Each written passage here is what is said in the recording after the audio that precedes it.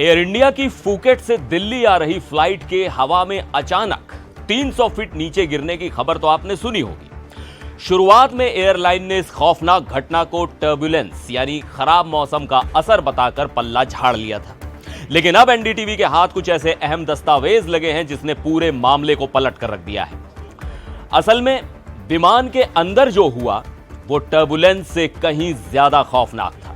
आज हम आपको बताएंगे कि कैसे एयर इंडिया ने बड़ी तकनीकी खामी और पायलट की लापरवाही को छिपाने की कोशिश की।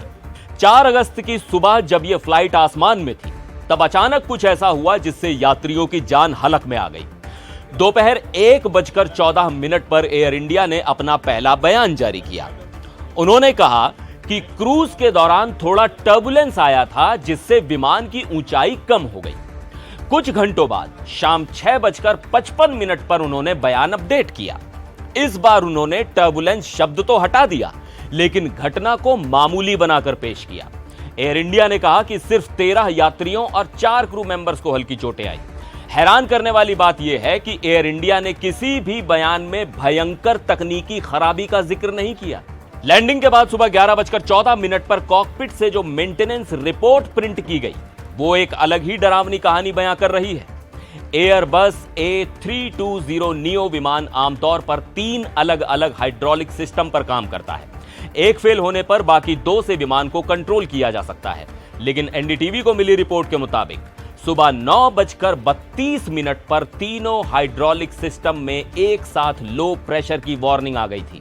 हाइड्रोलिक सिस्टम फेल होने का सीधा मतलब है कि पायलट के लिए विमान के ब्रेक और कंट्रोल को संभालना लगभग नामुमकिन हो जाता है। ठीक उसी समय विमान का ऑटो पायलट भी बंद हो गया था। लेफ्ट और राइट एलिवेटर कंट्रोल्स में भी भयंकर फॉल्ट आ गया था। तकनीकी खराबी का सिलसिला यहीं नहीं रुका। इसके 1 मिनट बाद 9:33 पर right front emergency exit door की वार्निंग बजने लगी। 9:35 पर राइट रियर डोर की भी वार्निंग ट्रिगर हो गई। इसके बाद सुबह 10:16 पर इंजन नंबर 1 के एंटी आइस सिस्टम में वाल्व प्रेशर से जुड़ी खराबी का अलर्ट आ गया। फिर 10:52 पर ऑटो पायलट दोबारा डिस्कनेक्ट हो गया। हालांकि आधुनिक विमानों में कई बैकअप सिस्टम होते हैं, लेकिन एक साथ इतने सारे हाइड्रोलिक और फ्लाइट कंट्रोल फेलियर की वार्निंग आना मामूली बात नहीं है। सुरक्षा एजेंसियां ऐसे मामलों की गहराई से जांच करती हैं। फिर भी एयरलाइन ने इसे सिर्फ एक ऑल्टीट्यूड लॉस कहकर क्यों दबा दिया? इस घटना का सबसे डरावना पहलू सीधे तौर पर विमान उड़ा रहे पायलट से जुड़ा है। एनडीटीवी के सूत्रों ने बताया कि मेडिकल जांच में पायलट का डोप टेस्ट 2 बार पॉजिटिव आ चुका है। यह कंफर्म हो चुका है कि उसने मारिजुआना यानी गांजा पी रखा था। वहीं एयरलाइन की इंटरनल फ्लाइट सेफ्टी रिपोर्ट में पायलट ने खुद कबूल किया है कि वो नींद न आने की बीमारी से जूझ रहा था।